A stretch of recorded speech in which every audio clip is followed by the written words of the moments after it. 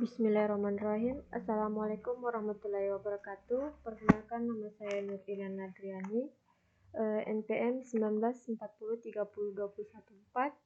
Saya dari Universitas Borneo Tarakan, Prodi Teknik Elektro. Baiklah, di sini saya akan sedikit menjelaskan mengenai analisis perakiraan pemakaian energi listrik jangka menengah menggunakan metode jaringan syarat tiruan.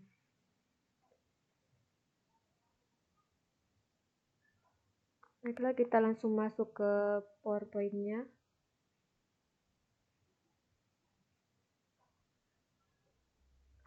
Nah, di sini saya sedikit jelaskan tentang sejarah energi listrik. Sejarah penemuan energi listrik mula-mula diselidiki oleh orang Yunani kuno, kurang lebih sekitar 6.000 tahun sebelum Masehi, di mana para ilmuwan ini mengamati batu ambar yang mampu menarik benda-benda ringan setelah batu tersebut digosokkan pada selembaran koin wol. Setelah diamati, ternyata batu ambar tersebut mempunyai muatan listrik yang kemudian penelitian dikembangkan oleh beberapa ilmuwan, yaitu di sini ada beberapa ilmuwan. Yang pertama, Hans Christian Ørsted pada tahun 1819, seorang ahli sains asal Denmark bernama Hans Christian Ørsted menemukan bahwa kemagnetan dapat dipengaruhi oleh arus listrik, di mana percobaan ini dilakukan oleh Hans dengan menelitikan sebuah paku dengan kawat tembaga. Setelah itu dialirkan listrik pada kawat tersebut. Nah, kemudian Michael Faraday menemukan bahwa magnet yang digerakkan dapat menimbulkan arus listrik. Nah, di sini ada juga definisi energi listrik. Energi listrik adalah energi yang berasal dari muatan listrik yang menimbulkan medan listrik statis atau bergeraknya elektron-elektron pada konduktor dan ion-ion pada zat cair atau gas. Listrik memiliki satuan ampere yang disimbolkan dengan A dan tegangan listrik yang disimbolkan dengan V dengan satuan volt, yang kemudian untuk membutuhkan pemakaian daya energi listrik disimbolkan dengan W atau watt. Energi listrik disalurkan melalui jaringan kabel bawah tanah maupun udara, di mana energi listrik timbul karena adanya muatan listrik yang mengalir dari saluran positif ke saluran negatif. Bersamaan dengan magnetik, listrik tersebut berinteraksi fundamental yang dikenal sebagai elektromagnetik. Nah, selanjutnya metode perakiraan pemakaian energi listrik. Perakiraan pada umumnya adalah dugaan yang terjadi pada suatu peristiwa untuk kedepannya. Perakiraan pemakaian daya listrik sangat dibutuhkan sebagai data input untuk proses pencernaan pembangunan pada suatu sistem kelistrikan dan juga digunakan untuk pengoperasian sistem tenaga listrik untuk menyediakan sesuai kebutuhan. Perakiraan pemakaian daya listrik dapat dikelompokkan menurut jangka waktu, dibagi menjadi 3 kelompok, yaitu perakiraan jangka panjang, perakiraan jangka menengah, dan perakiraan jangka pendek. Nah, di sini ada perakiraan beban jangka panjang, yang merupakan perakiraan untuk jangka waktu melebihi 1 tahun. Kemudian kalau perakiraan beban jangka pendek yaitu jangka waktu yang hitungan jam, sehingga 1 minggu 168 jam.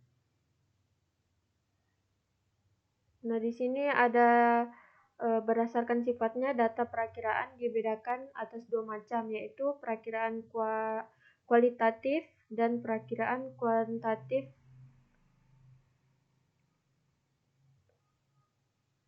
Kemudian perakiraan beban tenaga listrik. Terdapat salah satu faktor yang menentukan untuk membuat perencanaan sistem tenaga listrik ialah perakiraan beban yang digunakan oleh sistem tenaga listrik yang bersangkutan. Maka dari itu tidak ada rumus-rumus eksak yang dikarenakan besarnya beban ditetapkan oleh konsumen yang secara bebas untuk memilih pemakaiannya. Tetapi kebutuhan tenaga listrik bersifat periodik, maka grafik pemakaian tenaga listrik mempunyai sifat periodik. Maka dari itu statistik beban masa lalu harus dianalisis karena penting digunakan untuk memperkirakan beban di masa mendatang dengan cara mengekstrapolasi grafik di masa lalu ke waktu yang akan datang. Nah, di sini ada beberapa yang mengakibatkan terjadinya perubahan beban listrik. Di antaranya yaitu pertama meningkatkan jumlah penduduk, konsumen atau pelanggan tenaga listrik. Kemudian kedua, meningkatnya konsumen energi listrik dari konsumen. Contohnya seperti menambahkan alat-alat listrik lainnya. Kemudian ketiga, temperatur udara. Ketika temperatur udara listrik mengakibatkan pemakaian alat-alat pendingin ruangan yang meningkat. Kemudian keempat, aktivitas atau kegiatan ekonomi pada masyarakat. Kemudian yang terakhir, kegiatan sosial dalam masyarakat. Nah, di sini selanjutnya jaringan saraf tiruan. Jaringan saraf tiruan merupakan sebuah metode representasi buatan berhubung dengan otak manusia yang selalu mencoba bagaimana untuk mensimulasikan proses pembelajaran pada otak manusia tersebut.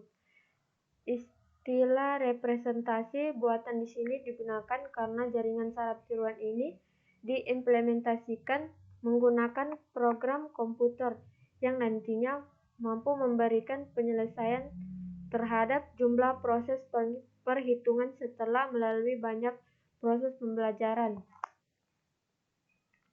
Yang ada dibagi dua yaitu data latih atau training dan data uji atau testing. Jumlah data latih yang dipakai biasanya berada antara setengah dan 2/3 dari keseluruhan data.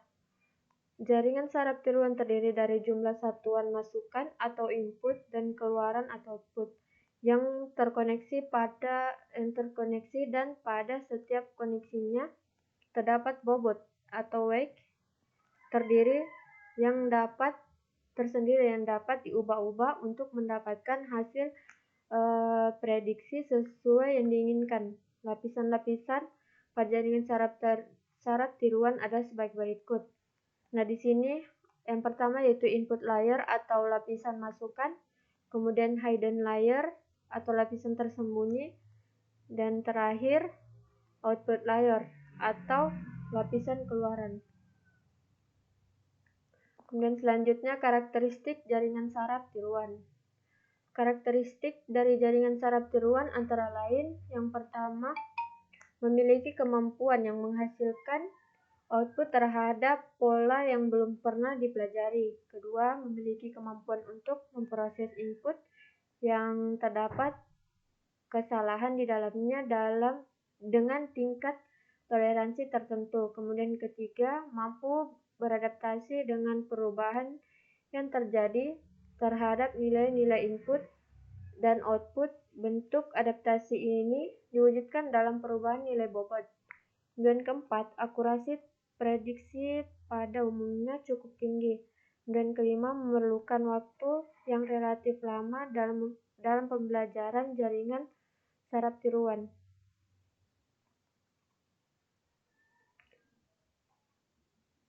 Jaringan terdapat pada VNN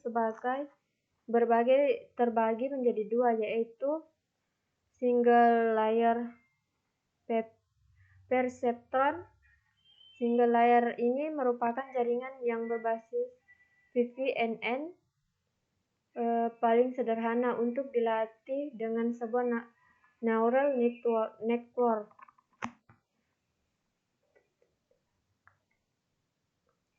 Nah, di sini apabila nilai output melebihi dari nilai batas, maka dari itu outputnya yaitu 1. Sebaliknya juga yaitu 0. Berdasarkan matematis dituliskan sebagai berikut. Nah, di sini ada rumusnya. S sama dengan W JI dikali XI.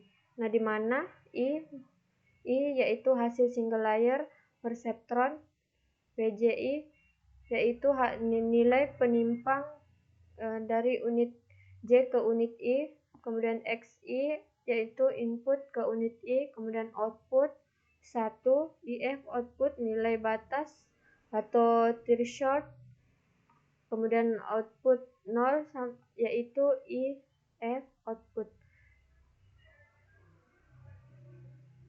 Training terhadap reseptron dapat dilakukan dengan mengubah nilai penimpang sehingga sesuai dengan kebutuhan yang dibandingkan dengan output dari jaringan dengan target atau TJ, dan prosesnya dituliskan sebagai berikut. Nah, di sini ada rumusnya.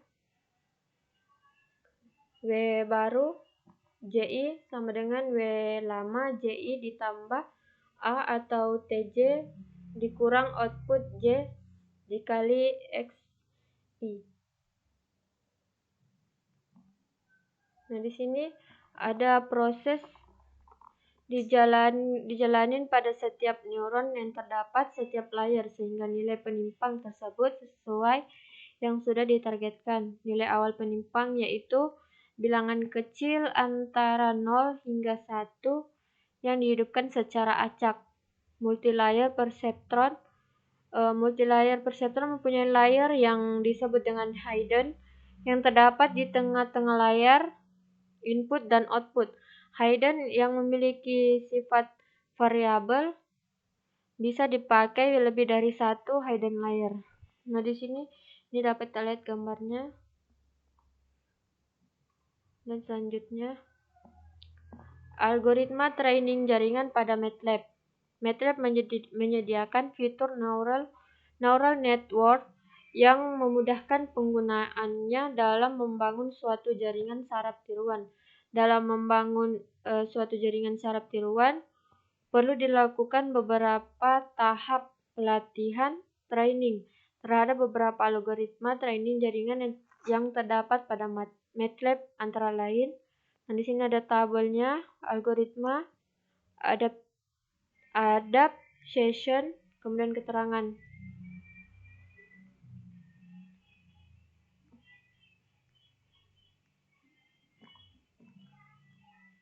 Training pada jaringan saraf tiruan atau GST. Pada pembelajaran sebuah objek yang bersifat kontinuitas selalu direspon secara berbeda pada setiap proses pembelajaran itu. Tujuan dari pembelajaran ini yaitu untuk mengurangi tingkat error sekecil mungkin dalam pengenalan sebuah objek. Jaringan saraf mempunyai dua jenis model pembelajaran yaitu supervised learning dan unsupervised learning. Normalisasi dan denormalisasi metode. Normalisasi adalah metode yang digunakan untuk mengatur susunan data ke dalam range 0 dan 1, sedangkan denormalisasi merupakan proses untuk mengembalikan data yang telah dinormalisasikan ke dalam bentuk semula dengan menggunakan nilai hasil pelatihan dan pengujian. Fungsi aktivasi sigmoid biner akan digunakan dalam penelitian ini, maka nilai yang akan digunakan pada GST harus memiliki nilai antara 0 hingga 1. Normalisasi digunakan sebagai teknik untuk mengorganisasikan data yang dimasukkan ke dalam tabel-tabel agar kebutuhan dari suatu organisasi terpenuhi. Berikut ada rumus yang digunakan untuk melakukan normalisasi menurut Hidayat. Selanjutnya, untuk mengembalikan nilai data awal, maka dilakukan denormalisasi. Denormalisasi yaitu proses mengembalikan data ke dalam bentuk seperti semula sebelum melakukan normalisasi. Rumus berikut dari denormalisasi yang digunakan menurut. Nah, ini ada rumusnya. XD kemudian XP dikurang 0,1 X0 max kurang X0 min per 0,8 ditambah X0 min. Nah, ada keterangannya. Xn yaitu data dari nilai data yang akan dinormalisasikan, kemudian X0 nilai data hasil asli, kemudian XP nilai hasil keluaran prediksi, kemudian X0 max dikurang X0 min adalah nilai maksimal dan minimal data asli. Dan selanjutnya perangkat lunak perencanaan energi listrik. Yang pertama MATLAB, singkatan dari Matrix Laboratory, merupakan bahasa pemrograman yang dikembangkan oleh The Mathworks Inc. Yang hadir dengan fungsi karakteristik yang berbeda-beda dengan bahasa pemrograman lain yang sudah ada lebih dari dulu seperti BASIC, Delphi, dan C++. Awalnya MATLAB dibuat untuk memberi kemudahan akses dan matrik pada proyek LINPACK dan ASPEC. MATLAB awalnya hanya digunakan untuk keperluan analisis numerik, aljabar linier, dan matriks. Akan tetapi saat ini kemampuan oleh fitur yang dimiliki oleh MATLAB sudah jauh lebih lengkap dengan ditambahkan beragam toolbox. Beberapa manfaat yang terdapat dari MATLAB antara lain sebagai perhitungan matematika, komputasi numerik, simulasi dan pemodelan.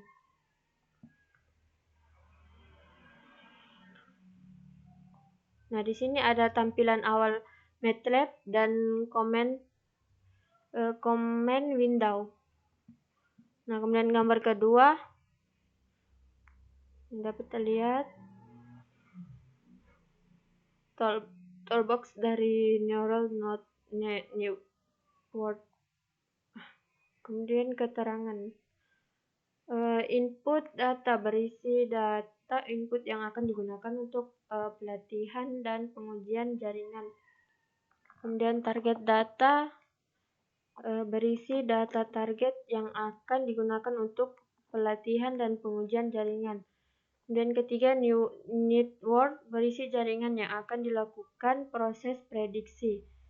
Kemudian keempat, output data, berisi data keluaran dari proses pelatihan dan pengujian untuk data hasil prediksi. Kemudian kelima, error data, berisi tingkat kesalahan pada saat melakukan proses pelatihan. Kemudian keenam, import, berfungsi untuk memanggil data yang akan dijadikan data input dan target.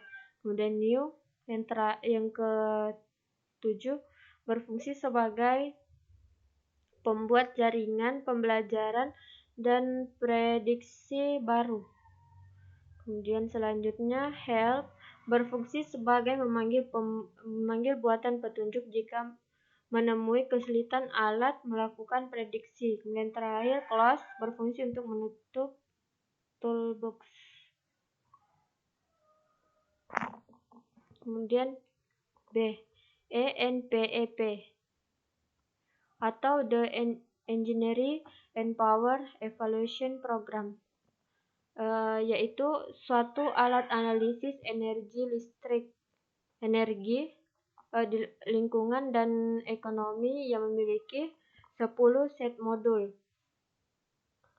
ENPEP dikembangkan oleh Argonne National Laboratory, Amerika Serikat, dengan dukungan dari US Department of Energy. Beberapa modul ini dikembangkan oleh Badan Energi Atom Internasional. ENPEP dapat digunakan untuk mengevaluasi seluruh sistem energi atau penawaran dan sisi permintaan, melakukan analisis rinci dari sistem energi listrik dan mengevaluasi dampak lingkungan dari strategi energi yang berbeda. Setiap modul memiliki keterkaitan otomatis dengan modul ENPEP lain serta kemampuan berdiri sendiri. Dan ketiga, LEAP atau Long Range Energy Alternative Planning System. Ini adalah perangkat yang sangat berkomprehensif dalam merencanakan energi. Banyak variabel yang bisa menjadi input variabel seperti terdapat pada PDRB, populasi, teknologi, sehingga proyeksi permintaan. Dan keempat, Super adalah model yang berguna untuk studi perencanaan koneksi energi dalam kurun waktu berbeda tahun. Parameter yang menggunakan seperti hydrorix, fitur reservoir, pertumbuhan permintaan, kemudian karakteristik parameter per jam, konversi energi, dan program pengolahan beban, biaya bahan bakar, periode pelaksanaan proyek, interkoneksi, dan lain-lain. Kemudian selanjutnya Simple E atau SEE yang disebut Simple Econometric Simulasi System atau Expanded atau Simple E. Simple E merupakan sebuah sistem simulasi terpadu diperluas oleh alat simulasi. Econometric ini membantu pemodelan simulasi untuk berkonsentrasi pada persiapan, penyusun spesifikasi data, dan model data. Nah, ini ada model penelitian, diagram alur penelitian, mulai studi literatur, kemudian pengumpulan data pemakaian listrik KWH setiap ULP di Kota Pekanbaru 2014 sampai 2019, kemudian pengolahan data, kemudian simulasi dengan MATLAB, hasil perakiraan pemakaian energi listrik pada setiap ULP di Kota Pekanbaru tahun 2020, kemudian analisis hasil, kemudian kesimpulan dan saran, dan selesai. Selanjutnya, proses perakiraan pemakaian energi listrik dimulai dengan tahap studi literatur yang berkaitan dengan penelitian, kemudian dilanjutkan ke prosedur perakiraan. Tahap selanjutnya yaitu pengumpulan data yang dibutuhkan dari instansi-instansi terkait.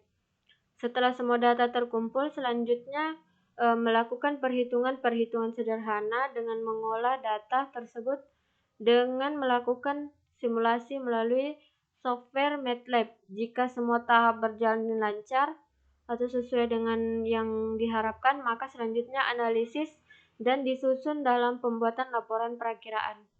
Nah, di sini kemudian selanjutnya studi literatur mengumpulkan beberapa penelitian yang dibutuhkan untuk menjadi referensi pada penelitian seperti jurnal dan buku. Pada setiap penelitian yang berhubungan akan dianalisis teori yang dipakai serta metode yang digunakan. Pada buku akan dapat teori yang mendukung dalam penelitian ini. Pengumpulan datanya dapat digunakan dalam penelitian ini adalah data bulanan atau time series, merupakan data pemakaian KWH 5 ULP di Kota Pekanbaru dari tahun 2014 sampai tahun 2019. 5 ULP tersebut yaitu ULP Kota Timur, Kota Barat, Simpang 3, Rumbai, dan Panam. Terdapat beberapa parameter untuk dilakukan perakiraan dan analisis. Jenis data yang dipilih untuk penelitian ini adalah data pemakaian listrik bulanan yang setiap ULP di Kota Pekanbaru dari bulan Januari 2014 sampai Desember 2019. Nah, ini ada data hasil pemakaian ULP di Kota Timur per bulan selama 6 tahun dari tahun 2014 sampai tahun 2016. Nah, tabel 3.2 data pemakaian ULP Kota Pekanbaru per bulanan selama 6 bulan. Kemudian 3.3 data pemakaian ULP Simpang 3. Kemudian 3.4 data pemakaian ULP Rumbai. Kemudian selanjutnya data pemakaian Panam. Nah, pengolahan data. Sebelum melakukan simulasi menggunakan MATLAB adalah melakukan normalisasi data dan pengelompokan data. Normalisasi data sebelum melakukan simulasi menggunakan MATLAB adalah dilakukan proses normalisasi bertujuan untuk melakukan transformasi data menjadi bentuk dalam range 0 dan 1 dan dapat mempermudah proses learning. Dan pengelompokan data seperti data pemakaian digunakan dari data bulanan melalui bulan Januari 2014 sampai dengan bulan Desember 2019. Data yang digunakan 90% untuk data latih dan selebihnya 10% untuk data uji. Data input latih yang digunakan untuk pelatihan adalah data bulan Januari 2014 sampai bulan Desember 2018. Data target yang digunakan adalah data dari bulan 2019 sampai bulan Desember, dari bulan Januari 2019 sampai bulan Desember 2019. Yang dimaksud data latih dan data target adalah untuk melatih algoritma pelatihan data untuk menguji menggunakan data dari bulan Januari 2015 sampai dengan bulan Januari 2019. Yang dimaksud data untuk menguji atau data uji adalah untuk mengetahui performa algoritma yang sudah dilatih sebelumnya. Data pada tabel 4.6 dan sampai dengan tabel 4.30. Melakukan simulasi dengan menggunakan MATLAB. Di dalam simulasi data dimasukkan yang sudah dinormalisasikan, diantaranya data input latih yang digunakan untuk pelatihan merupakan data bulan dari bulan Januari 2014 sampai dengan bulan Desember 2018. Data target yang digunakan adalah data bulan dari bulan Januari 2019 sampai dengan bulan Desember 2019. Data untuk menguji yang digunakan data dari bulan Januari 2015 sampai bulan Desember 2019. Data siap untuk dimasukkan ke dalam simulasi. Analisis data. Pembandingan pelatihan setelah melakukan pelatihan jaringan pada simulasi di MATLAB. Dari hasil simulasi didapatkan hasil pelatihan terbaik untuk melakukan perakiraan. Ini dibuktikan dari mean square error atau MSE yang dihasilkan dari perbandingan keluaran jaringan saraf tiruan dengan target atau data asli sehingga didapatkan hasil algoritma yang terbaik. Perakiraan pemakaian energi listrik pada setiap ULP di Kota Pekanbaru tahun 2020 setelah dipilih algoritma pelatihan yang terbaik, maka dilakukan pengujian untuk mendapatkan hasil perakiraan pemakaian energi listrik setiap ULP di Kota Pekanbaru untuk tahun 2020. Lalu menganalisis hasil perakiraan tingkat pemakaian energi listrik dan menganalisis dampak yang menyebabkan kenaikan pemakaian energi listrik di setiap ULP di Kota Pekanbaru. Baiklah, mungkin itu saja yang dapat saya jelaskan. Kurang dan lebihnya mohon dimaafkan. Wassalamualaikum warahmatullahi wabarakatuh.